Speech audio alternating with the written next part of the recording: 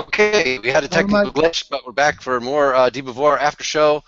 Just about everybody was here that was here a few minutes ago. And what were we talking about?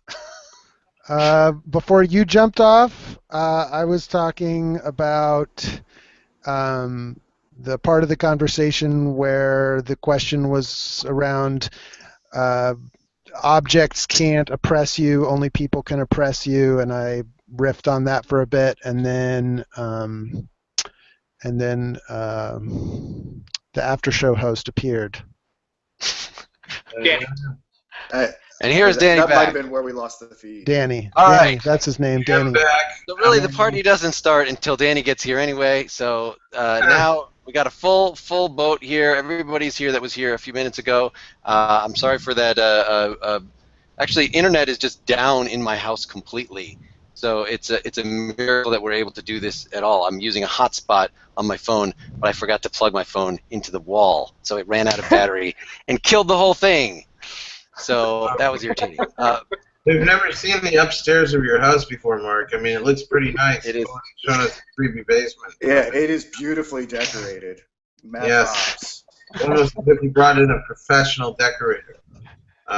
Or perhaps he's an eccentric millionaire. We didn't know about this, Mark. He's secretly a rock star.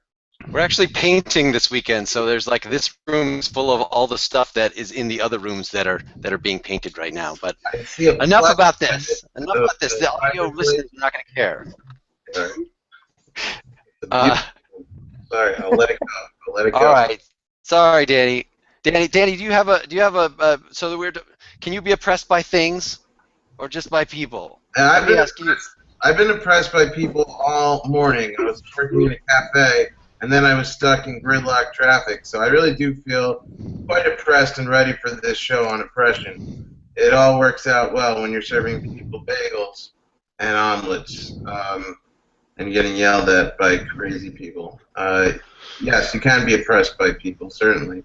Well, certainly, okay, so of course you can be oppressed by people, but actually even what you're describing is it's not people that are intentionally oppressing you, it's circumstances. So it's actually the traffic or the people going about their daily business that are just getting in your way, and that's being oppressive, whereas Beauvoir wants to point out, to pick out specifically, the only instances that are really oppression are people intentionally doing things. Or am I getting this wrong, Jenny or anybody else? Mark, I think you're Mark. I was thinking about it all morning because I knew I had this show to do, and I was thinking, the thoughts going through my head are that I was oppressing myself by being there, by agreeing to do this cafe job, and like basically, who is to blame? Is it the universe for putting me in a situation where I need to accept a cafe job on Sunday mornings? Is it me for not having the gumption or the assertiveness to I don't know to go out and get something better. So Danny, I'd like to read a quote to you. There is no more obnoxious way to punish a man than to force him to perform acts which make no sense to him. I thought it was going to say. This is about making people march, right? Yes, as when one makes soldiers who are being punished march up and down, or when one forces a schoolboy to copy lines. Yes, correct. Absolutely. But at the same time, something that I would like to interject. Something I would like to interject is that obstacles that we encounter in our affectivity actually provide sort of occasions for us to disclose our being with vitality and intelligence. If we infinite and have really actualized in the way that Simone would want us to. So I don't think an obstacle, traffic, a mountain, a whirlpool, or anything like that is oppressive in the same way as a person is. A person seems to have the ability to cut off all sort of meaning from us. Yes, because only other people have the same power that we do, which is transcendence. Right. Like we don't, and I don't know if it was in the show or somewhere else that I encountered where you don't you don't protest against like a hurricane or something like that, but you certainly would protest against a totalitarian despot. So you're talking more about the guy who owns the cafe. I get it. Yeah. Well, this is an interesting thing to take up with Simone de Beauvoir, because she's very harsh on collectivism and she's very harsh on capitalists as well. Are you to see the capitalist? Are you to see your cafe manager as an autocrat, or is he a typhoon, or is the capitalist system itself something that allows you to existentially disclose? Which I think is really interesting, because she doesn't really. She critiques capitalism, she critiques communism, but she doesn't really, I think, give us a political economic solution to this outside of some sort of vague assent to democracy. I don't wonder where No, you guys she all doesn't. shake out on that. She doesn't, and I think that's a struggle. That's a struggle for her in her development of an ethics, specifically. I mean, and I think existentialist stuff in general, like in Kierkegaard and Nietzsche, they're very much into the individual and trying to explicate and edify and show how the individual can overcome and recreate their own values, and et cetera, et cetera, et cetera. And de Beauvoir is doing something here, which what makes her refreshing is that she's saying, okay, well, I accept this highly individualistic ethics. I accept that the individual is essentially the locus of all value. I think that's fair to say. And then she's like, can we, accepting the individual as sort of the end value, come up with some kind of way of relating to these broad systemic structures of society? Like, if the individual is the premier value, what does that tell us about relating to collectivism? What does that tell us about relating to capitalism? How do we turn to her very clear truth of the individual's primacy as the core value that we should all be pointing towards, and then turn that into a way of relating to these incredibly complex social structures?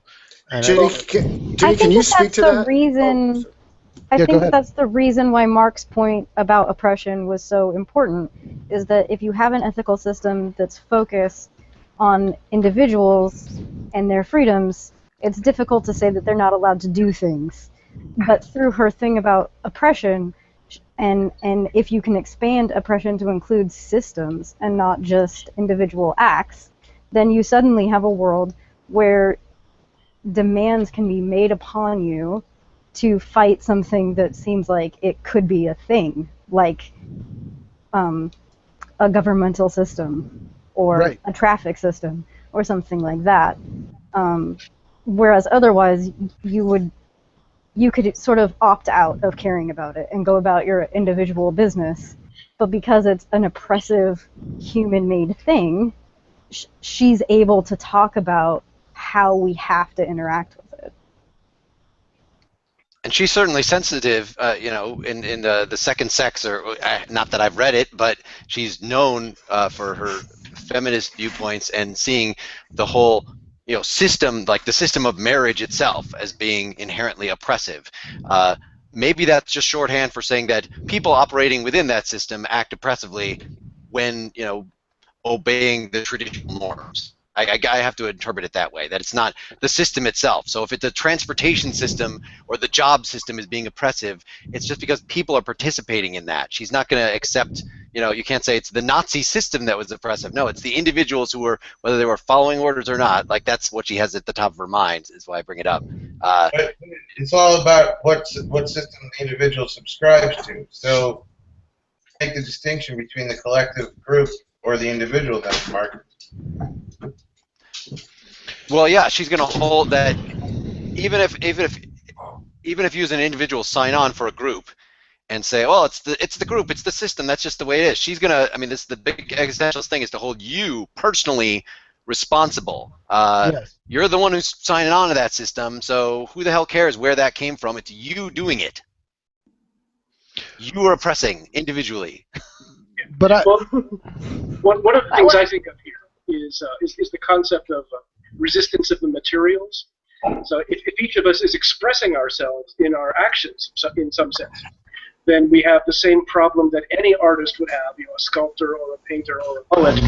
There's some means by which we express ourselves. And when I say means here, I mean means in the Kantian sense. It's something that we have to treat as objects, words or things or our votes, or how much time we spend phone banking for Bernie Sanders as opposed to Donald Trump or whoever. And there's a certain way we can impose our will upon the world around us but the world, whether it's animate or inanimate, is going to have some resistance or some inertia. And so when I look at any existentialist, especially any existentialist attempt at ethics,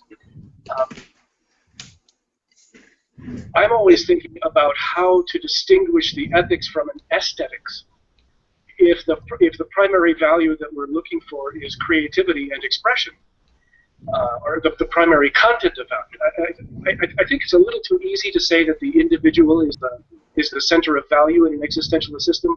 I'm not, because it might be better to say that the existentialist is the author of value or the arbiter of value. But one thing that we're onto a topic here that I think is very important, distinguishing between the resistance of materials, whether they're animate or inanimate, versus the co-optation of our own subjectivity into somebody else's. And that, the co-optation, I think we're on the right track. The co-optation of subjectivity cannot be effected by inanimate objects upon a subjective object. It can only happen from one subject to another. Did everybody get that? It was a bit choppy for me. Yeah, I got it. I don't want to go on too long, but if it would help to expand on anything, I'd be happy. Someone's buzzing. I don't know who it is. I think it's coming through from Kenneth every now and then. Am I wrong? I don't know. Okay, I'm going to mute myself when I'm not talking. Sorry. It's okay, Kenneth. I'm not trying to make you feel bad. I think we all heard a big buzz. I think he's got a spinning fan behind him. I can see, and then it comes, it goes right at the mic, and then it goes away. I do have headphones. Has anybody ever seen the movie The Burbs with Tom Hanks? The Burbs? What? Oh, Yeah. no. The Burbs? No. The reference will be lost on everyone then, so I won't even continue. It sounded like something from the movie The Burbs. Clearly, Simone de Beauvoir had that in mind, though. So could I just want to throw out maybe something that didn't really get taken up a lot in the podcast that might be worth thinking about, which is how Simone de Beauvoir's, how her articulation of Sartre's project is actually like different, how she's actually doing something maybe more sophisticated and different than what Sartre is doing. And I think the most obvious place where you can see that is her constant reminder throughout the text of there are some people for whom you know, freedom in the sense of being able to actually do their projects and be moving towards the future is not a possibility because of oppression. So she has like she has a thicker account of context or like historical circumstances that can curtail the freedom of individuals. And so I just wanted to make this point because, you know, so I come out of feminist philosophy, and there's a lot of feminists who are going to argue that individualism is a problem, but I think that in her case it's not, because she's not arguing for this kind of like completely autonomous, independent, non-relying on others kind of individual. Her individualism is merely just the affirmation that all of us have this sort of unique or likely unique take, or we're just different. And it's the interaction with that difference that is the likelihood of us making something new, something creative. But that some of us don't get to be creators because of oppressive structures. And so, you know, it's not an accident that she goes on to write The Second Sex, which basically like details all the ways in which women are cut off from this opportunity. But what's refreshing about her feminism maybe is that she doesn't then just say it's patriarchy. She puts it as much on women who have just enough of the thing to reflect and like and take up their freedom, as scary as it is, as you know, anyone else. So anyways, I just wanted to say that I think go ahead. Jenny, I actually think that's a really good point, because in the Ethics of Ambiguity, she does, you know, she doesn't shift it all to male. She actually holds females accountable for adopting, just like submen, the views of their husbands. You know, kind of an interesting maneuver. perspective is what you think the positive upshot of her critique is. So, like, what does that sort of ideal sort of existential democracy look like, and how does it differ from what we currently have today? The reason why I ask you rather than others is because you're so familiar with how her work was critically received by other feminists and other existentialists. Like, what does her, I hate to say ideal because then I'm talking about unconditional value, but how far off from the mark are we from what you think Simone de Beauvoir would have wanted us to have? That's a good question. You mean as a society, as the way we should be? Yeah, because I mean, in a way, like, this is written in what, 1947, 48, 49? Like, yeah. So what's, like, obviously a lot has changed, but what elements of oppression do we still need to eradicate? How is this book still relevant to? Yeah. Well, actually, the one thing that pops into my head, and this was something I thought of in, I think maybe it was the fourth podcast of the series, the fourth in the series. There was, I think, Mark, maybe you were talking about how the kind of necessity of I don't know, I can't remember, but it was something about, like, there's no need now. We're in this capitalist system, and so the forms of oppression are more coercive, or they're more, not coercive, but they're more, like, hidden or more mystified. And I was thinking, well, just think of the Black Power, or the Black Matters, Black Lives Matter movement. I can't even get the name right. But, that we still live in a world in which there's police oppression that's very direct and curtails the freedoms of individuals in our, we incarcerate more people than any other nation, and we're supposed to be a free democratic society, and yet we lock up so many people, and so I think, like, there's still real problems of oppression, right? I mean, that hasn't gone away. And now we pick on immigrants, and we look at the Brexit vote. And what about economic oppression? What about economic oppression? What was the question? I'm sorry. What about economic oppression? I want to jump in on the question of an ideal society, but go ahead. Well, so I'm kind of with you, Ken. I want to talk about this question of ideal society, but so okay. Yeah, the short answer though is yes, we still live in a world with profound economic oppression, racial oppression, gender oppression, sexual orientation oppression. I mean, oppression is still a real reality in this world, and so and it's always going. I think de Beauvoir shows us it's never going away, right? There is no utopia. There is no moment where we all, like, shake hands, or we all, like, sing Kumbaya, and we finally form the ideal state. Right? Jennifer, even if we got rid of oppression, the margins of what is considered oppressive would shift, and we would still have some sort of oppression. It's you can never do away with evil and only have good. Well, it's one of the ways to avoid your freedom is to just oppress, right? And to make people be like you. So. I think de Beauvoir is making a contribution to ethical reasoning as well as to positive ethics. So there's been a lot of ethical systems proposed over the years. Hegel had one, Hobbes had one. And one of the things de Beauvoir is saying is that one of the things she has to look at is all the counter arguments to all these utopias, and say that for every utopia, there's always a bunch of arguments against it, or arguments that it's unstable, or that it's unattainable. Mm-hmm. One of the points de Beauvoir wants to make is that, and there's a couple of very subtle things I think she accomplishes. One of the things she wants to accomplish is she wants to undermine the absence of a utopia, and undermine the consistent use of the absence of a utopia for any motivation toward progress. So let me put this another way. So suppose the only way we have to move forward in ethics or in politics is to have a utopia and do our best to approach it. De Beauvoir wants to undermine that argument and say, we don't have to have a utopia, and we don't have to be approaching it in order to do better right here and right now in some specific way. Okay. And So that's why it's an ethics of ambiguity, as opposed to the beauty of Leviathan, or the beauty of the Prussian state, or the ideal Christian communist project that Kierkegaard might have gotten involved in. So this is one of the things that I think is so fundamentally important about existentialism in general and de Beauvoir in particular, and why she wanted to call it ambiguity.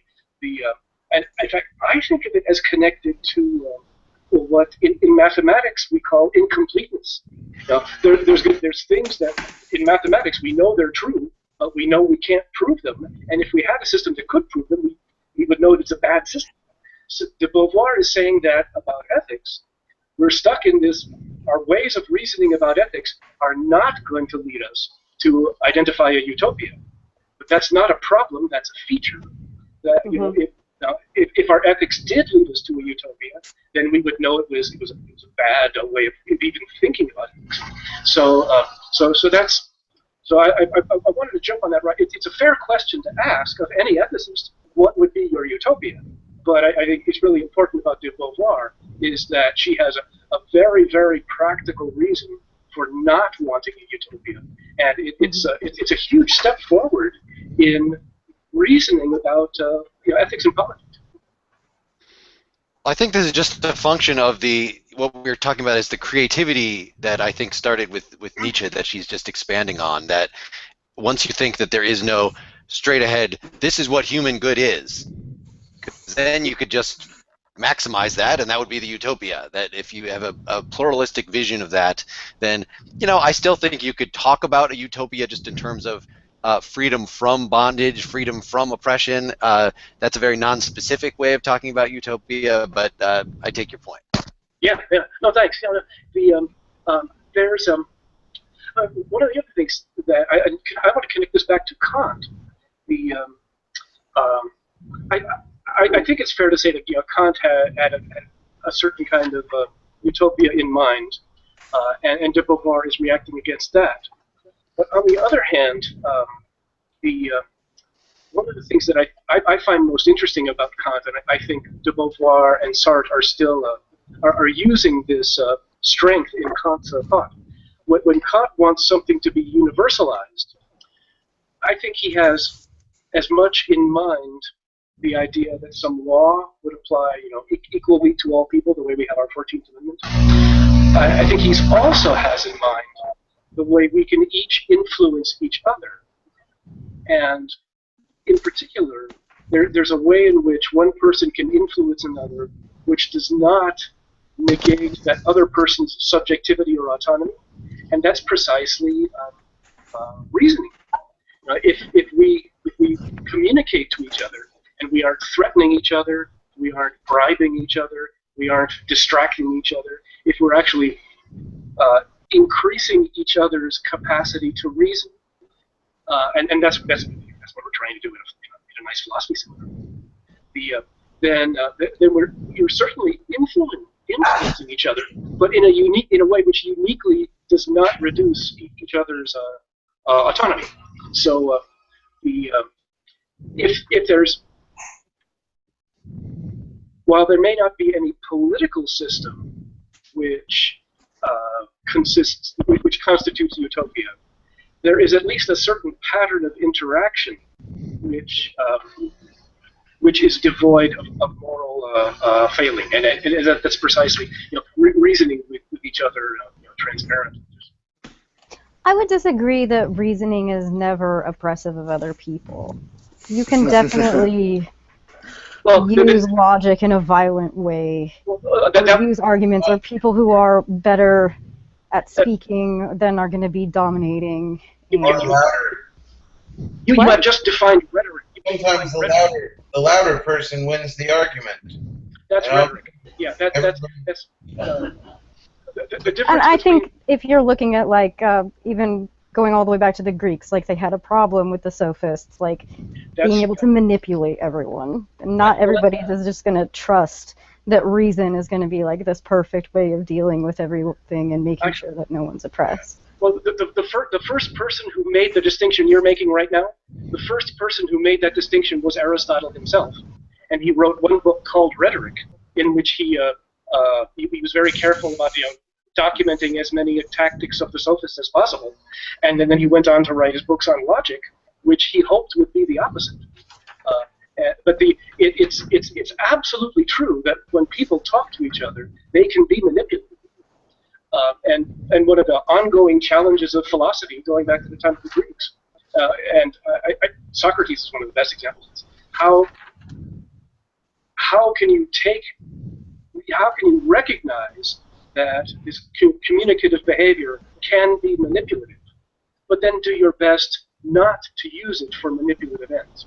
And Socrates is struggling with this all the time. Is he manipulating his people who are listening to him, or is he really edifying them? And one of the most admirable things about Socrates is he leaves everybody confused. He leaves everybody aware of how confused they are. But anyway, the main thing I want to say about Kant is that one of the reasons I think Kant is so focused on universal laws is because he perceived logic to have this role, that arguing with somebody else would preserve their autonomy as long as you're not trying to browbeat them into something. But and whether or not that's true, and whether or not we can have an identifiable pattern of communication, that okay, I can listen to somebody else making a speech, and I can say, yes, that's a totally authentic speech. It's not manipulative. I don't think we'll ever reach that point. I don't think we'll have a utopia of distinguishing reason from rhetoric. So I just wanted to say that if we want to think about a utopia, the one thing that an argument like de Beauvoir's does not take away from us is the sincere communication, or authentic self-expression. Is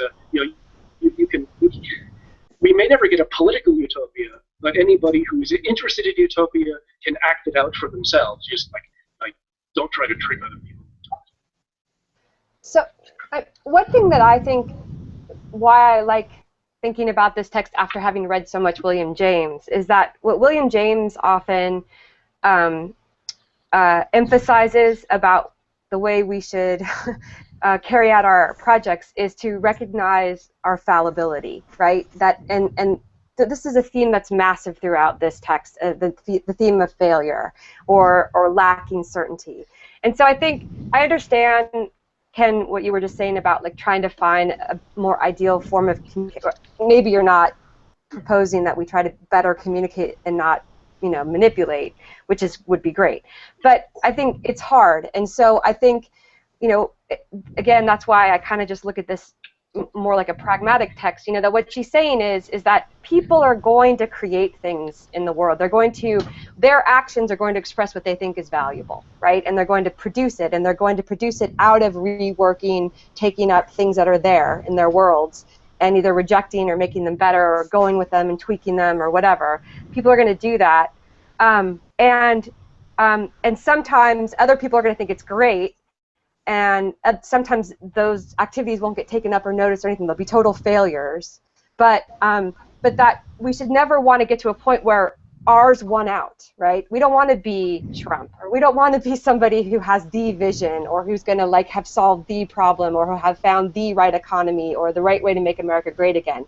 We want to just be all part of producing more options, more what she calls in many places open concrete possibilities, right? So the more we do what we do and create the value that we create, and overcome the material obstacles that are in our way, and then reflect on someone else's ways and think, oh well, maybe that's better than mine. The more we do that, the more more cool stuff will happen in the future. There'll be more and more open possibilities. And so, I don't know. I guess basically there is no ideal economy. There's no ideal government. There's no ideal anything for de Beauvoir, because that would be undermining her entire project, which is to keep open this future that's uncertain, to not be able to articulate and define it, because the minute you do that, the future no longer exists, right?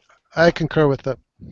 Yeah, that's a pretty cool analysis too, and it makes total sense. You can't put it would go against everything she's saying to put it in a box and say this is how it should be. It absolutely has to be open-ended. It has to be. You have to be open to the possibilities for it to make sense. And she talks Well, and about that that's a why. lot. Oh, go ahead. Go No, ahead. I was just gonna say she talks about that a lot. I don't know if on I the can assist. individual level too, I don't. right? Let Brittany Yeah, talk. Brittany's saying something. No, I'll just throw this out there. But from what I understand of this text, she emphasizes that a lot from the individual perspective as well, right? That's the whole lack that you're always trying to work to fill, right? Maybe from a societal perspective, maybe you are doing the same thing, which it sounds like more of what we're talking about from a government perspective. But it really sounds like that lack, that donut hole, is necessary for her concept of being. You are never complete. You have never reached the end. Correct. Here, let me give I think this is all on the right track. Let me give a textual supporting reading here. So even Hegel does not dare delude himself with the idea of a stationary future. He admits that, mind being restlessness, the struggle will never cease. Marx did not consider the coming of the socialist state as an absolute result, but as the end of a prehistory on the basis of which real history begins. However, it would be sufficient, in order for the myth of the future to be valid, for this history to be conceivable as a harmonious development where reconciled men would fulfill themselves as pure positivity. But this dream is not permitted, since man is originally a negativity. No social upheaval, no moral conversion can eliminate this lack which is in his heart. It is by making himself a lack of being that man exists, and positive existence is this lack assumed but not eliminated. We cannot establish upon existence an abstract wisdom which, turning itself away from being, would aim at only the harmony itself of the existence. For it is then that the absolute silence of the in itself, which would close up around this negation of negativity, without this particular movement, which thrusts him towards the future, man would not exist. But then one cannot imagine any reconciliation of transcendences. They do not have the indifferent docility of a pure abstraction. They are concrete and concretely compete with others for being. The world which they reveal is a battlefield where there is no neutral ground and which cannot be divided into parcels, for each individual project is asserted through the world as a whole. Yep. All Right? That's like John Stuart Mill's phrase, experiments in living, right? I mean, there's a way in which we are all conducting an experiment. There's an Right. experimentalism to our action. And the better we are all off, the more the experiments get to flourish, right? Right, and that's kind of what I was saying earlier, why I think for her, I mean, it can be misconstrued when I say the individual is the highest value, that I can see how that may not quite capture it. It's that within each individual is a project, each individual is an eruption, an event, and each individual in conflict and in cooperation with other individuals out of that sort of chaotic creative soup is what everything else, including all of these causes and ideologies and dreams of the future and how we all ought to get along in some sort of ideal state, all that is erupting out of that those core projects. And she just sort of over and over again reasserts that at the end of the day, it all comes down to each individual either accepting or rejecting their freedom, either promoting or crushing the freedom of others, and I don't know, I think that's what makes this text so invigorating in the dimensions where it's good, is that she kind of ruthlessly just sort of comes back to that again and again and just says, yeah, you're just never going to get away from the fact that we're all just, in and of yourself, you have to focus on you have to take up your own freedom. You can't run away from it. And insofar as you're interacting with others, you must help them to become more free, because that will help you become more free, right? Like but to the point, not because it's like selfish altruism, but that they're like inextricably somehow the same freedom. There's more content available for you to negate or act against the more people are producing their own projects, right? So you need that content in the world. And I mean, there's one other thing I wanted to mention that I think just on the de Beauvoir text that I think is unfortunate is that sometimes I think her own choice of words, or at least a translator's choice of words, gets in the way of understanding the project. Because in a way, when she talks about like choice and action, you immediately conjure in your head someone who's sort of reflected already theoretically or contemplated what they want to do with their life, and now I'm going to go and do it. But de Beauvoir's not really talking about choice that way all the time. I mean, a lot of what she's saying is that you're already acting. You're already doing something. There is no not acting unless you work really hard at it. And so. And she even, I'm just going to read this is a passage, and I can't tell you where it's from because I had to read it off the Kindle, but this is a passage in the third part, but she says, but the present is not a potential past, it is the moment of choice and action. We cannot avoid living it through a project. And there's no project which is purely contemplative, since one always projects himself towards something. And then later on she says, man never contemplates, he does. So there's that sense in de Beauvoir that's very deep in the existentialist pragmatic phenomenological tradition, which is we're primarily doers, Yep. We're doing things.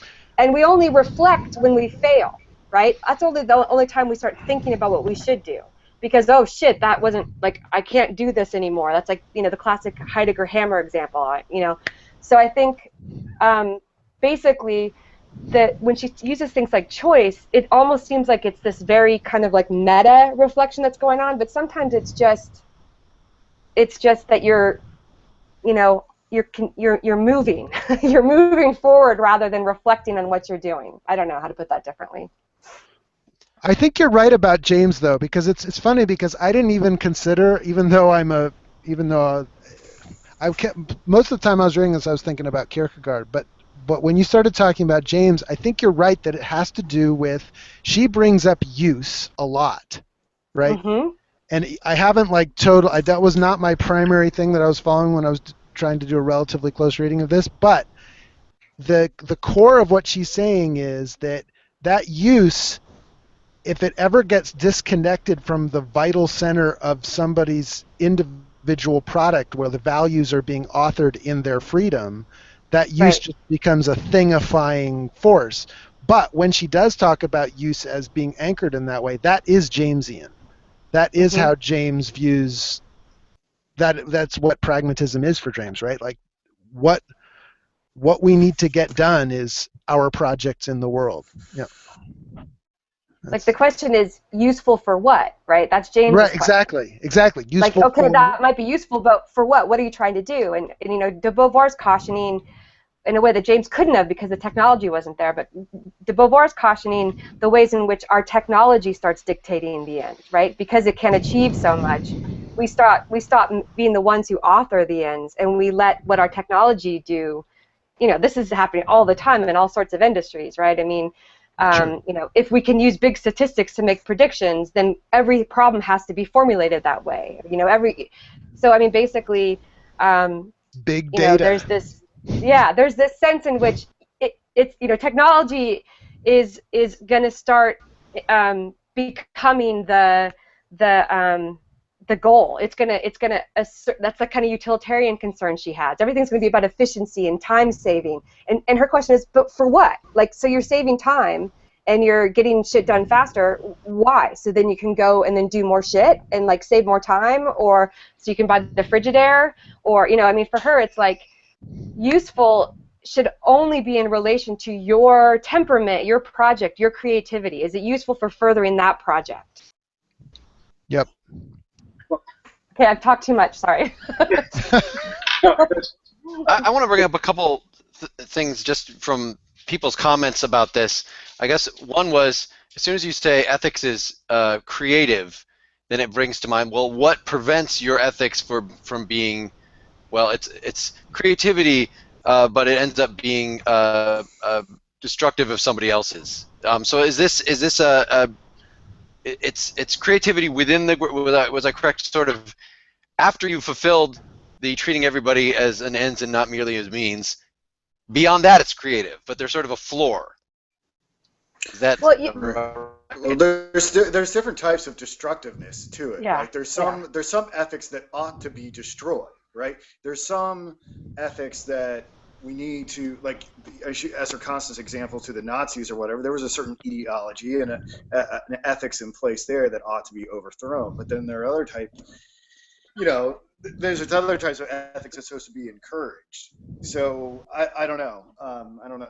I think that's something worth taking into consideration when trying to address that issue. Well, I think. Yeah, go ahead.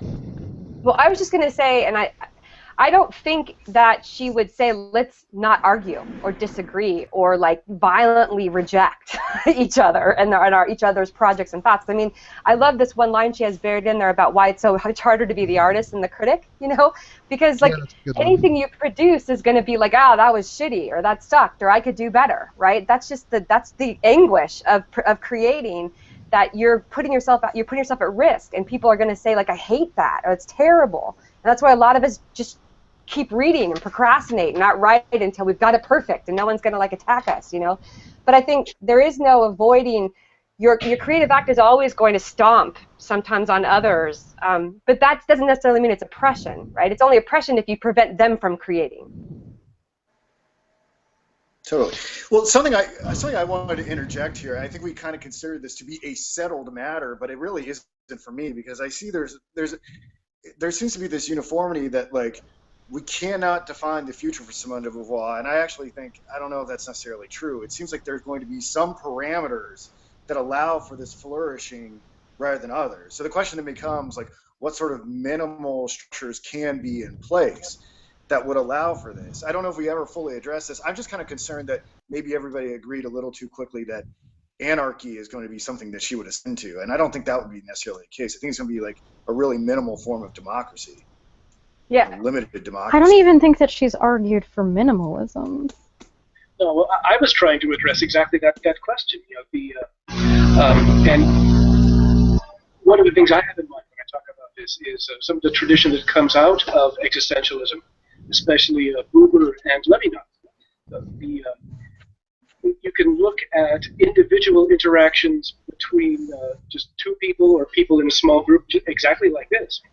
And we can ask, what is a positive form for our own discussion to take? And each individual can ask themselves, what is a positive form for my communication to someone else? What form do I want that to take? And I think it's totally apt. There's hardly anything, actually, I think it's more important than to point out how one person can dominate another in a conversation. One person can deceive another in a business transaction, or somebody can, lead a mob with a political speech and, devastate a society by means of nothing other than expressing themselves. And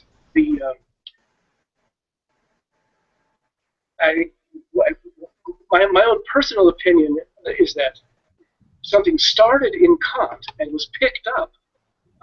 I think it was sort of skipped over in Hegel, but I think it was picked up again in the existentialists, which is the importance of authenticity in communication. Just Sartre, I think, at the end of Being in Nothingness, is expressing himself just in pain. He wishes he could get something more ethical out of the concept of authenticity, but he sort of leaves. He leaves Being in Nothingness with this unfinished promise that someday he's going to write a book about ethics, and it's all going to be based on authenticity. But he never got there. And I see, one of the things I try to read into Ethics of Ambiguity is the fulfillment of that promise. And I actually think it does pretty well. But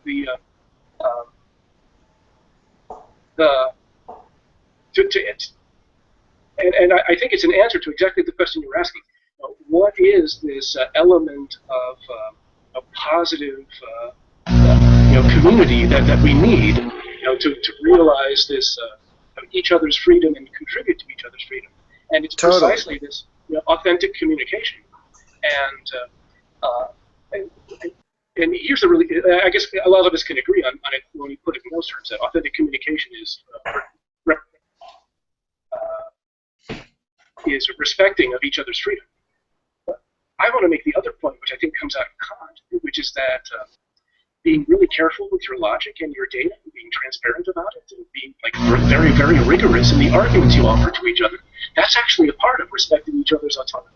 So avoiding rhetorical tropes and instead using rigorous, simple steps in an argument.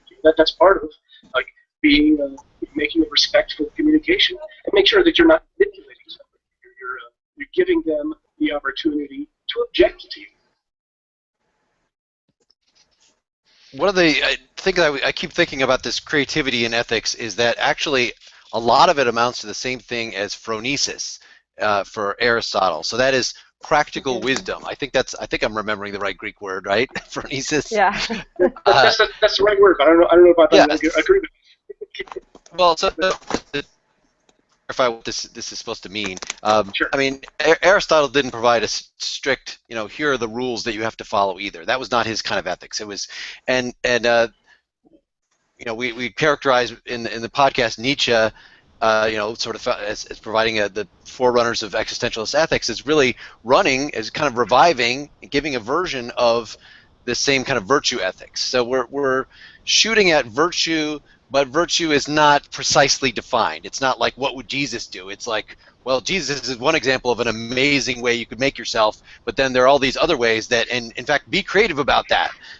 And what phronesis amounts to is that even if you had a set of a set of rules, you still kind of have to have judgment of how exactly do you apply that. And one of the things that Simone de Beauvoir, in particular, she in the second section on ethical conflicts was saying it's kind of like even if you have a general will to do good for people, like this is part of your project, is you're going to do good for people. Well, there's still a question of to what extent do you simply ask them, what do you want? Okay, I'll do that. That's doing good for you. And to what extent do you kind of figure out, and no, actually, I think that I know better than you because you've been oppressed by the system, and so I'm going to try to break you out of your box and kind of introduce you to some larger world than you would ask for. And so that sort of practical wisdom of figuring out in a case-by-case basis, when I'm talking to somebody, when I'm trying to help somebody, you're trying to help your kid, you're trying to help one of your students, whatever, how much do you sort of go over their head and how much do you take their word for it? And it becomes, what's the best way to respect their dignity? Is it to get their explicit choice, or is it to really figure out, if you can, what would be good for them and to do that? This is what the British needed last week. Yeah. Well, it's like people really often don't know what's best for them, as Mark was pointing out. But how are you to determine if you know what's best for the person? If somebody says, yeah, this is what I want, and you can say, all right, if it's a clear case, or it's a heroin addict, and he says, I want more heroin, and you can say, look, if this is killing him, yeah, I don't think that I should continue giving it to him.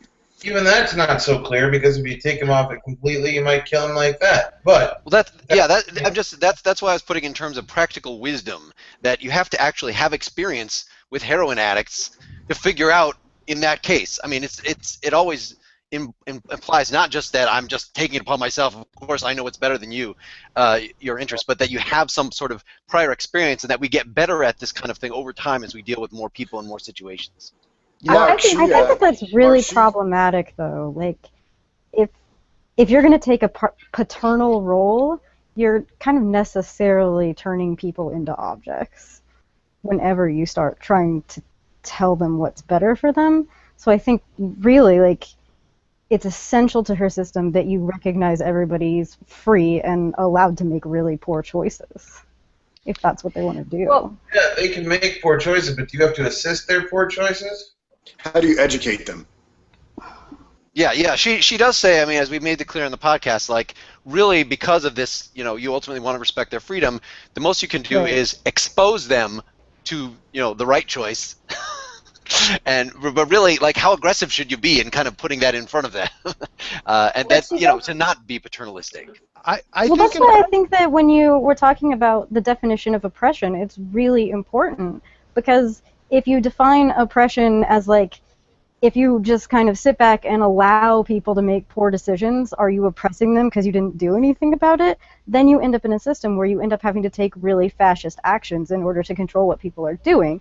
But if you see oppression as you're only oppressive whenever you're actually doing something that limits them, then as long as you're not limiting them, you're not even responsible for educating them, because you're not limiting them. They could educate themselves theoretically. Well, except, I mean, I hear what you're saying, but where she covers that is that, and I think this hooks up to the general question of like somehow, and I think this is an area where things get a little mysterious, but that we're obligated to maximize the freedom of all people. And so she posits that there's certain people, children are one of her examples as a natural example of this, meaning children in the early stages of childhood are not free because they're totally immediate creatures, they're reflexive, they just immediately respond to their environment. And then she says, and for in her time, like some women, um, obviously that's culturally created, but give themselves over to the subordinate position. Slaves may give themselves over to the subordinate position. Workers who are in a state of mystification may give themselves over to a subordinate position. So in those cases, do you just let do you let the workers stay mystified? Do you not try to get the women to resist their oppression by the patriarchy? Do you just passively sit there? Do you not try to get children to grow up and take responsibility for themselves? So in all those cases, it's not necessarily of being paternalistic. It's the idea is, and this is the challenge, how do you get them to acquire more capacity to be free in themselves, to take more ownership over their situation and develop that latent capacity for freedom. That's how I read it. Yeah, in fact, I think it's very valuable to bring into comparison to Aristotle and to value ethics or virtue ethics more generally. If there's one thing that I think we would all agree de Beauvoir would oppose, it would be the figure of Plato's philosopher king. She would not accept, just as she would not attempt to propose a utopia, a utopian constitution or a utopian institution. She would reject the idea that there's any absolute father figure that could make every decision for us just because he knows more than everybody else. Or and Plato's philosopher king, he not only knows more than everybody else, he knows enough to make things always come out right. So yeah. It's a highly utopian figure, and de Beauvoir is absolutely opposed to that. But one of the things, but I think Alex is making the point that there's many cases, very familiar cases, where one person knows more about something than someone else, and can therefore be helpful. And parents know more than their children about a variety of things. Teachers know more than their students. And I think Mark's bringing up phronesis is a place where there's something right in Aristotle's concept of phronesis. A workman can know his job. A shoemaker can know his trade. A merchant can understand money, and each of those people can be more expert than any of the rest of us at their specific function. And I think one of the things de Beauvoir is insisting on is that sort of differential capacity is something that can function locally and immediately between two people, but cannot function across an entire society. We can't set up an institution that will make all these choices for us, or we can't set up an individual. It's in terms of political science,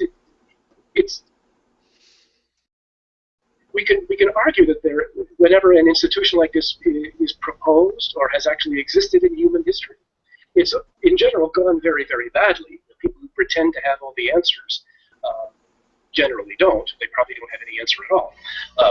But for de Beauvoir, she doesn't have to use that evidence to make her point. She's making a point, I think, on a more fundamental level that the phronesis can get you from like a piece of leather to a shoe, or it can get you from a pile of lumber to a house, or it can get you from a pupil to a graduate, but it can't get you, the actual good for mankind, because that's something we're all creating competitively all the time.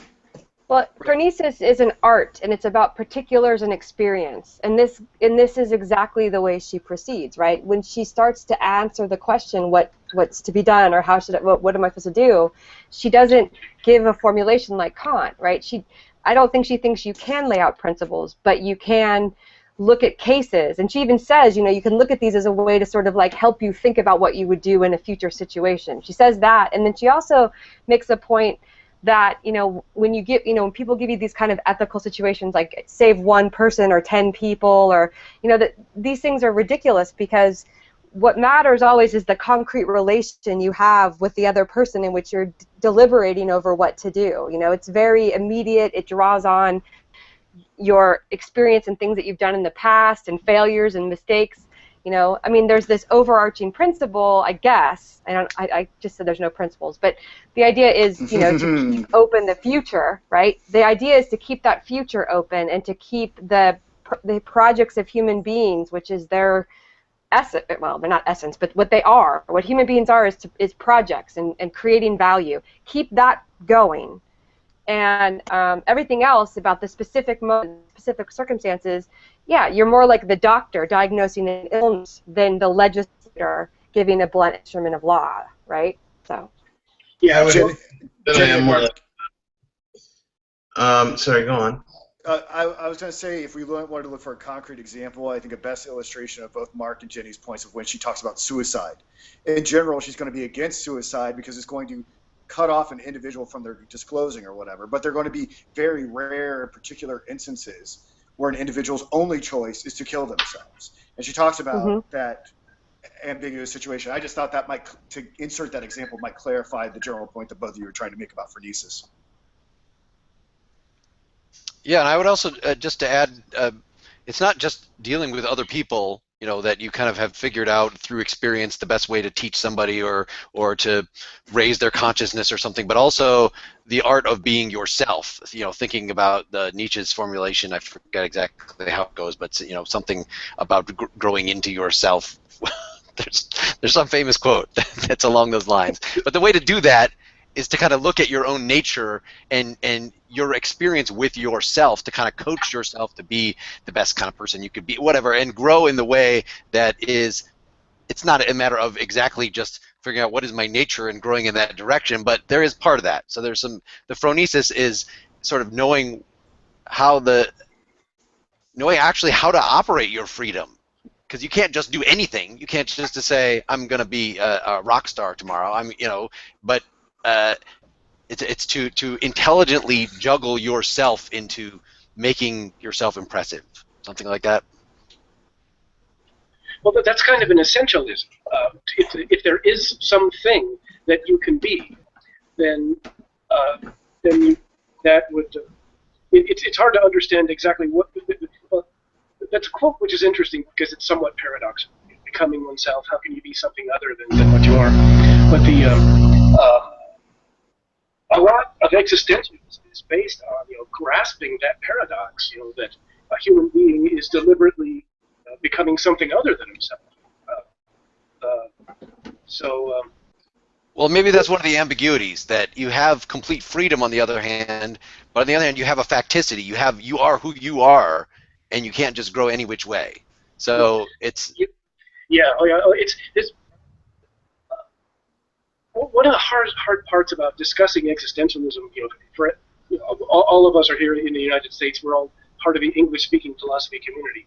So existentialism has comes out of this continental context in which more poetic forms of expression are acceptable, and it's hard to cash out as clearly as a lot of us would like just what they mean. But I do think we have to be careful about using concepts which have a hint of essentialism in them when we're trying to understand existentialist philosophy. Because you're presupposing that you're arguing that existentialist philosophy is essentially anti-essentialist, and therefore, whenever you find yourself slipping into essentialism, you should recognize it should throw a flag that maybe you're not being properly existentialist. Well, no, it's one thing to criticize existentialism from an essentialist perspective, you know, and it's another thing to to claim to be getting onto the existentialist program and failing at that attempt. But since we here, we're mostly trying to read a book and understand what it says. I just want to raise the red flag that if we're going to use an essentialist idea in a discussion of existentialism, we should at least be aware of the inherent contrast. You know, these people like de Beauvoir and Sartre are overtly setting themselves up against essentialism. Yeah, but I think what's going on here is more. I don't know if it's essentialist, although I do think this is sort of a challenge in the work, right? If there's one thing that the whole thing orbits around, in which I personally am not totally settled on. Well, I'll set that aside for a second. It is that. So, for example, when she goes through her typology of types, the subman, the serious man, the adventurer, right? Again, I was reminded of Kierkegaard's progression through despair, which I, now is Kierkegaard as you go up the ladder of despair, is that landing you in an essentialist place? Like, I mean, Kierkegaard does believe that there is a God and that the ultimate that there is a telos to human life, and that's where it lands. Now, post Kierkegaard, other variants of existentialism, that kind of. Now, I guess let me shorten my blithering. Do you think if life has a telos, does that mean it has an essentialism, or are telos and essentialism, as you're describing it, distinct concepts?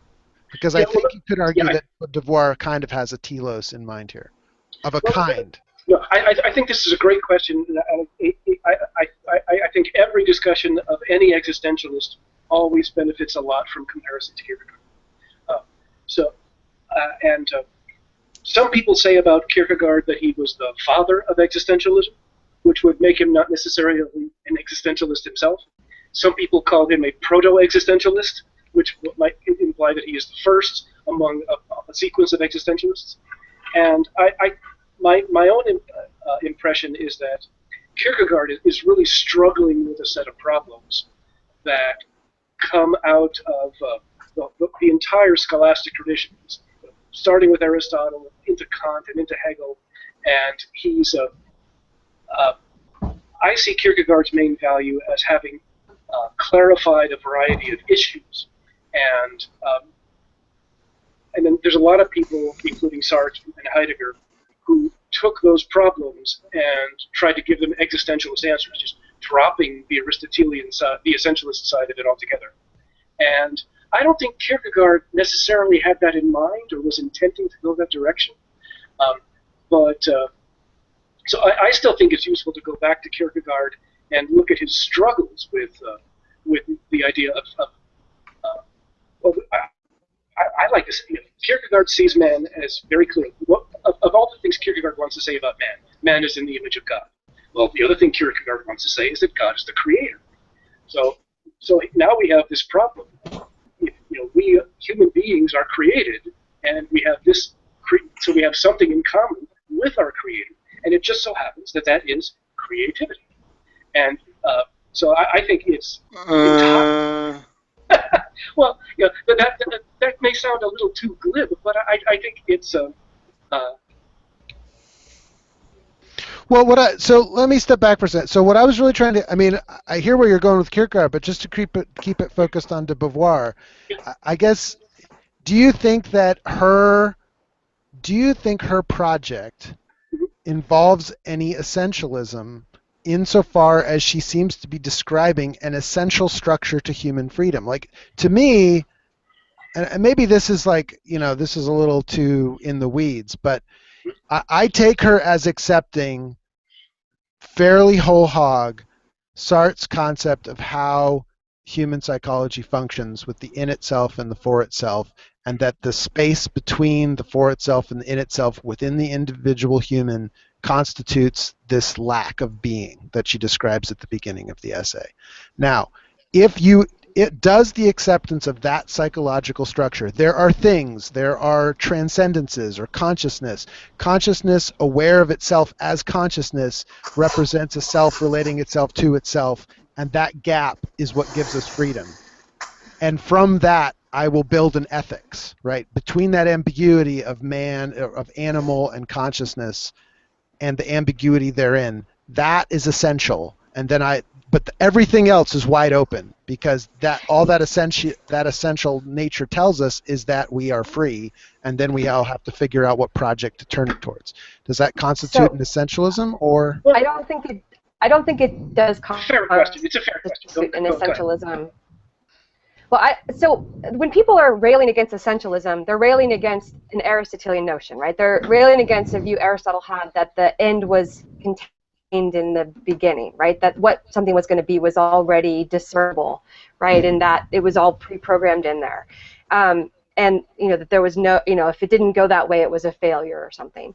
But I think what you're describing is, we can call it essential structure of consciousness, and that's not the same kind of essentialism that's the problem, right? I mean, we might call it, I would add, too, that it's not just this Kantian framework, but this is where the Husserl comes in and the notion of intentionality, that human beings are the sorts of things in the world that, no matter what, pre-reflectively are acting and valuing and creating value and doing stuff and completing projects, and they're not always reflective of that at all. They're just doing it until they approach failure. That, for her, is definitely an essential structure, but only insofar as it's like the conditions for the possibility of, boom, everything else happening, not in the sense of like, and it will lead to this ideal end, and this is where it's supposed to go. I got you. Yeah, right. It doesn't. It is a structure. It is a describable structure, but the structure just. It's in the nature of the structure's doesn't have a telos necessarily. And maybe that's why. Sorry, I don't understand how that is distinct from what Aristotle's essentialism was. If your freedom is already entailed, it already exists. Then the telos then is that we continue to will more and more freedom, or more and more creativity, because that's our essential nature. That sounds the same to me. Well, I guess I just meant, like, if you think, so in my head I was thinking about the difference between, say, natural selection versus Aristotle's notion of things, right, his ontology. So natural selection doesn't sort of prescribe in advance all the things that are and how to categorize them. Things emerge out of mutations that you couldn't have predicted, right? But for Aristotle, everything is like already the way it should be. It's already what it's supposed to be is right there from its beginning, and it may not hit the mark, it may fail and be deformed or whatever, but there is what is, and there's no new things that come out of it or unpredictable things that come out of it. So, like, teleology itself is not the problem. It's a teleology that has a fixed end that is the problem. That is already determined. So freedom. Again, this is a frustration I have with this text, is that we have such connotations with freedom that can sort of lead to misunderstandings of de Beauvoir's project, because when she's talking about willing freedom, in a sense, it's like, it doesn't mean like I'm willing this self-assertion of my blah, I don't know. Willing freedom just means we're always already doing what we do until we approach an obstacle. We're just the kind of things that do things that are, very contingent and unique to us and unpredictable, and where it's going to go is dependent upon a lot of contextual factors and people we interact with. Like, we just have a structure that's moving forward and projecting, and that projection's not thought out in advance. That's all she's really positing in her notion of what humans are. But she's not saying some humans are going to be astronauts, some humans are going to be philosophers, some humans are going to be, there's no like definite end or fixed. Why would essentialism require that everything is particularly determined in that way? Well, that's just the way Aristotle.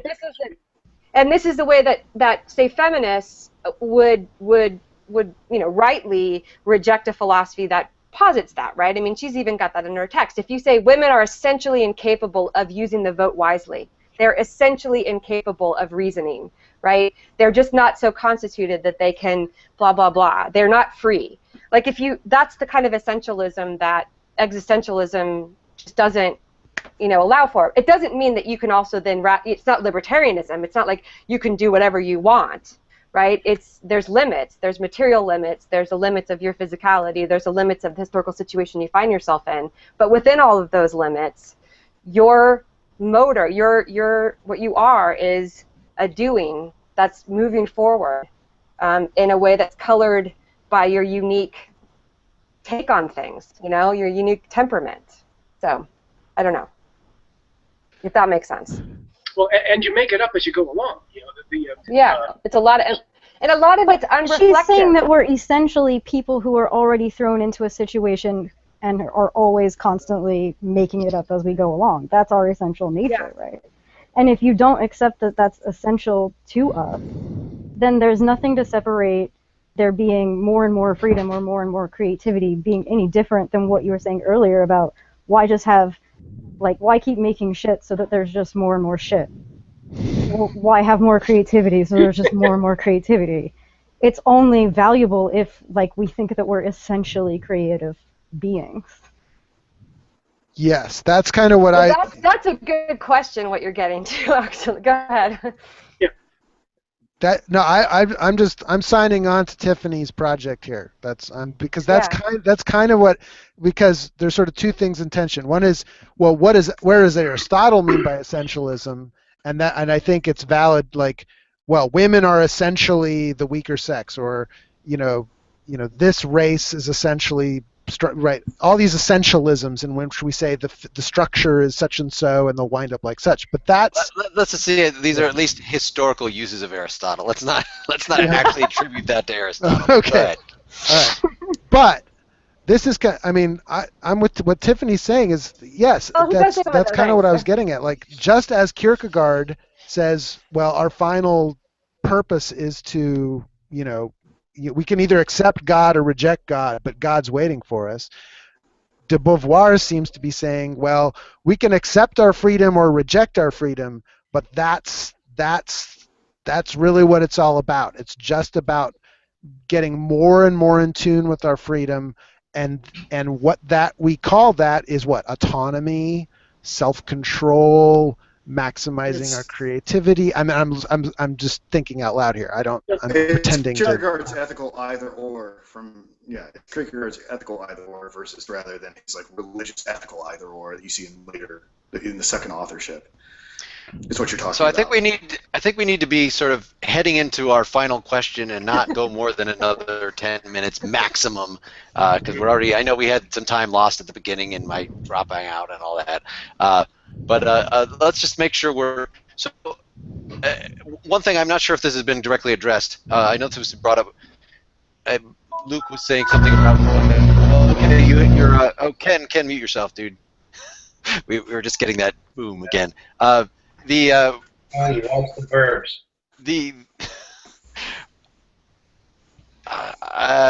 Yes. So for your freedom to be maximized, to will your freedom, you need other people so you can have sort of stuff to react to. Real freedom requires this sort of interaction. But I think it was raised well, how does that go to actually what Ken was just putting as the ethical realm, where you're not just having a tribe of people that you're reacting to, but you have to generalize this and say every human being deserves this kind of respect. And because if you just need other people to bounce off of, that's perfectly compatible with a very stratified society, and I just need my equals to bounce off of. Right. No, I think. I took you in the podcast, Mark, and I think for me is also an issue is at the end of the day, while I really like a lot of this essay, I don't know that it has convinced me that I ought not to be an ethical egoist, say. Right? Why not just assert my value? Me personally, yes, I'm totally into maximizing other people's freedom because for lots of different reasons. I won't go into that. But in terms of does this essay... You were treated well as a child, weren't you? Yes, I was. but I don't know that this text shows me that like it is that the ethics of ambiguity produces an objective ethics or an ethics that necessarily and ineluctably sends me down the road of maximizing everyone's freedom. Like, does it do that? I don't know. I'm still ruminating on it. I don't think that the word respect is even in the text. I don't think dignity or respect are words that show up in the text. I think that, in a sense, if there's an ethics in this text, it's the ethical imperative is to preserve the future. It's less about individual relations between each other and more towards preserving that open future. That seems to me what it is, you know. And so the way you preserve the open future is preserving other people's, or making sure you don't shut down other people's projects. Why do I need to care about the future? And how distant is well, that because future? if you don't, then you end up with fascism or... to Alex about... What? Luke? Luke, are you still with us? What happened? Yeah, I'm here, man. I mean, the thing I wanted to ask Alex about, if you're not convinced that I think you have to go back to like so much of what this text dwells on. Why you ought not to be an ethical egoist is because that will be like your marking, your etch upon the world. Like, you're forever gonna be a bad dude if you choose that shit. Like, don't you? That's your contribution to the world, and there's no God to save you from the fact that you will be essentially a big or a little fascist if you adopt that perspective. Right? But I think that's it. Like, being an ethical egoist means you've now made yourself into a thing, right? You've now made your project only about that thing and everything else be damned. And nothing else matters. You're a villain. And so you're not willing to be fallible, you're not willing to be open. You're not, but she doesn't use those words, right? Like, so you're not willing to, I mean, you become a tyrant. And therefore all those from being a tyrant, which is lots of bloody struggles and sacrificing of people as if they're just things and objects, and you know, and assuming that you've got the right answer. What about an egoist that doesn't turn into the tyrant? What about the egoist who becomes a hermit? Like, well, I mean, that's being a hermit. Right? I like that. I like that question because that's the nihilist, you know. Well, the one of the things I think Jennifer was saying was that you can be a tyrant on a tiny scale. You know, if just by being purely selfish, treating everything around you as a thing, you become a big fish in a little pond. And your pond can be as small as you want. You can be, in fact, a hermit. And if nobody else is making an impact on your decision making, then what you and the tyrant have in common is that you have no humility. You have only hubris. But one of the things I've been hoping to get into the discussion, I hope I squeeze it in right here, is that one of my own reasons for getting into philosophy was trying to understand how I can let other people influence my decisions without just being controlled by them, or without being, and then having to worry about, am I being controlled by them a little bit or a lot, or am I being controlled by the system? Am I being controlled by my past? So I have found this for myself to be an especially challenging problem, how to be open without being a thing, without being just, there's a phrase for music that I want to throw in here, for Mark's sake, if nothing else. The Abigail Hildegard of Bingen has a collection of medieval music called "Feather on the Breath of God." And it's very lovely music, and anybody who's interested in this podcast has at least some side tolerance for music. So I totally recommend to everybody listening to at least some of Hildegard of Bingen. But there's somebody like Kierkegaard sort of wants you to be a feather on the breath of God, and there's a whole lot of things in between. And one of the things I think de Beauvoir wants for us is to be like affected by each other's breath. You know, she wants us to be as open to each other as open to each other as possible, but still have some autonomy. And I don't think she's totally solved that problem, but I think that's what she's working on. That's why I want to read this book. Well, Hey, let me just before say we to get your out of here, I want to. Okay, go ahead.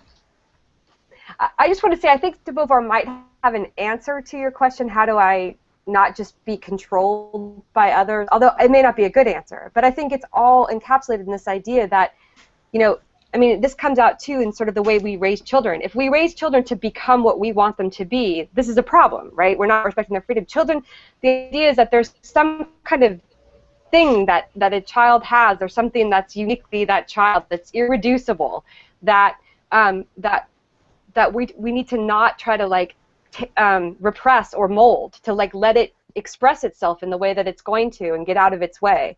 And so I think she thinks that all of us have that. I mean, this is what James means by a temperament or a center of gravity. We have this kind of hue that shades the way we see the world, that's uniquely ours, that all of us can kind of like interact with. And if ever you try to like not allow that to be expressed, then there's a kind of, you know, there's all kinds of things that could happen to the individual. They can either become depressed or suicidal, or they can become, you know, there's all, they become childlike. They, you know, you've like quashed that thing about them that should animate that should make them vital, their vitality or whatever. Yeah, you've negated their freedom. Yeah. Everyone has their own vitality, and you have to let it shine, like, you know, even if it's against your wishes. And that's true. If you're a parent, you know that, you know. So I want to make sure before we get out of here that we hear some closing or summarial or otherwise forgotten thoughts from Danny, who usually gives us the first question to get us going and sets the tone, and you weren't here to do that. So unload. Thank you, Mark. Yeah, I mean, first, the thought that jumps to my mind is how, well, I'll even skip that for a second. First, I want to tell everybody congratulations on a fantastic and very thought-provoking talk. You know, when my job is easiest is when everybody is sort of engaged and doesn't need to push along too much throughout the conversation, which was thankfully for me kind of the case today, because I had such a crazy morning working at this cafe job. I was here and ready, but you guys carried this so beautifully that I didn't really need to jump in very much. And you brought up such interesting points. One thing now I'll go back to is one quick question that I'll throw out there before we put an end to this. And it goes back about an hour in our conversation, but I didn't want to interrupt because there was such a great flow. But now we talked a little bit about people who volunteer to give away their freedom. The example was brought up, somebody who volunteers themselves into slavery. Isn't that, in a sense, taking that away would be taking away their own freedom? So if there are people who want to be oppressed for whatever reason, maybe it's not a healthy reason, but if there are people who want to be oppressed, then sort of pushing them to what we consider freedom would actually be, in fact, taking away their freedom, correct? So you're saying there's like a paradox. If someone, at a certain point, if somebody wants to, I mean, there's even a section where she acknowledges that. She actually brings up the drug example at one point, and she describes like somebody who keeps trying to commit suicide but is always prevented. The doctor patting them on the shoulder becomes like a tyrant that's like torturing them in hell or something. I mean, that's probably more dramatic than she says it. But I mean, that's in the... Doctors. But go on. She's big into doctors. Anyway, I'll let you get... Well, I'm just saying, I'm just offering a textual support for the idea that at a certain point, if somebody wants to do X, then... All right, so here's where I think it gets a little interesting. So we've decided that this person in the scenario wants to commit suicide, and we can all sort of sit here and say that's bad for them. Now, what if it's a more gray area? What if it's something that we propose is bad for the person, but it's not 100% clear that it is bad for the person? Because there are things that we don't know, and that within one society would be drastically different culturally or something than another. So we could be forcing our way on one. Here's an idea that comes to mind right now: is the big topic is transgender. So society now is on the side that transgender is healthy and should be accepted, but it didn't used to be that case. So if you go back in time and you'd say, oh, I'm forcing somebody to do what's best for them by telling them that they shouldn't be transgender, at the time society would agree that you were right, but history would show that you're wrong. In that scenario, who is really free and who's being oppressed? I think that you really only have a responsibility to take the oppressions away and not actually keep people from doing things. So in the event of like somebody wanting to kill themselves, it's actually not right to prevent people from killing themselves. But what would be right is to remove the oppressions in their lives that would lead them to do that, or like lead them into a space where that's their only option. And if they weren't being oppressed, the assumption is they wouldn't want to kill themselves. But you have to say that a person is responsible and capable of making a decision about whether or not they want to live, because only they can decide it. It could be their choice to kill themselves. Right, but that again is a more clear-cut scenario where we can say, okay, killing yourself is bad. But there are gray area scenarios where we're not sure if they're pushing themselves in a healthy or unhealthy direction. Well, that's where the phronesis or whatever comes in. That you have to make a call. She also has this great line towards the end, and it goes like this: man always has to decide by himself in the darkness that he must want beyond what he knows. Right? I mean, no one but the individual at that moment can be the one to decide but the individual. And even the individual won't know exactly the right answer. That's the ambiguity of the situation. Yeah, I guess I've been imposing the basic moral framework of Nietzsche on de Beauvoir. And so, remember, Nietzsche's not about thou shalt not. Nietzsche's about I will. So it's kind of deciding how you want to live your life. And so even the whole talk of, like, is the right to prevent somebody from doing this? Do they have the right to, like, that's sort of not, I don't think that's de Beauvoir's kind of language. Is that right? So really the whole way we think about ethics is not an existentialist way in general. And so we get to like, no, we have to determine whether in this circumstance it's right to prevent someone from committing suicide or not. Like, no, it is gray intentionally. There's no color scale of that sort, black to white to gray, involved at all. I mean, she gives examples. She says there's the one time where you do it and it turns out that the life becomes better of the individual that you save, the woman, who ends up finding a better life. But then there's the person that you say, don't do it, and then they have a right to ask you, then give me a reason for living, right? Like, if you're taking this away from me, then you better make it clear to me why, and I think that's man decides in darkness, it's we can't possibly figure this out for the other person, and the other person has to figure it out him or herself, which is difficult enough. For us to presume we have a better sense of what to do than that person is egoism, right? Like or narcissism or something. I don't know. Well, I want to make sure. Sorry, go on, Cass. Yeah, there's I wanted to bring up this issue of the resistance to the materials again, because one, there's two kinds of problems that I see de Beauvoir raising, and at least one of these is familiar from Sartre. He calls it anguish. Jennifer, the quote that you just made, you get a sense from Kierkegaard that one of the things that Kierkegaard is trying to tell us is that the leap of faith is not just one specific action that people sometimes do in their life, but I think de Beauvoir is trying to make this very clear to us that we're always acting in this sea of the 70,000 fathoms deep, and we have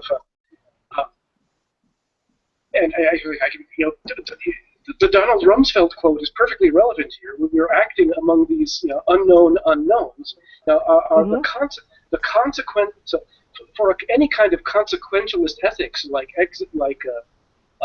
rationality theory or like utilitarianism, just understanding the consequences of any specific action is a tremendous epistemological challenge. And there's so on the one hand, you can say that it's hubristic for anybody to suppose that they've solved all these epistemological problems or these information problems and can give us a solid recommendation of either what to do now or what to do as a general rule. Both of those are extremely challenging. But so I read de Beauvoir as saying that argument is done. The argument over whether we can know what to do now or we can know what law we need forever, both of those arguments are over. There is no such thing. Forget it. Grow up.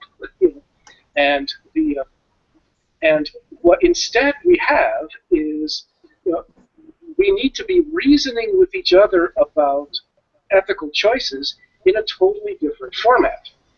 We can't ask each other, if we enact this law, will it always turn out for the best for every person? We can't even ask ourselves, if I do this, will it turn out for the best for everyone affected in every respect? Both of those questions are completely unanswerable. And that's the pragmatic content.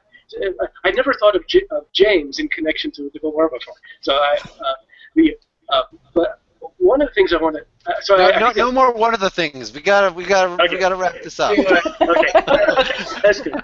Sorry, I opened up a whole other can of things there, but I was supposed to. I'm like ready for a cocktail at this point. Yeah. I don't want to oppress anybody by taking away your freedom for the rest of your Sunday. But thank you guys all for being here, and again, apologies for my not being on time.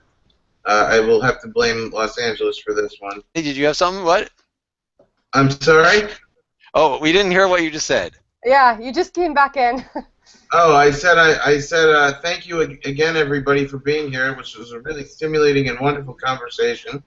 Thank you again to Mark for giving us something to talk about. And again, I'm sorry for not running on time here today, but I couldn't fight. Sometimes Los Angeles wins,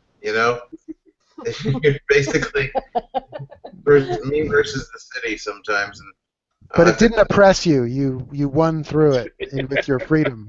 Ultimately, it was, thank God, me able to make this happen. But LA is a tough beast, and if you're outside of LA, what can I tell you? Like I said, hit up Craigslist, and everybody should see the movie The Burbs with Tom Hanks, and you'll understand what's going on behind Kenneth this entire time. The noise will be explained. An unsung classic of the Tom Hanks cinema archive. Anyway, have a great day, everybody, and thanks again for being here. All right, bye-bye. Thank you, Denny. Bye. Thank you, everybody. Thanks for having me.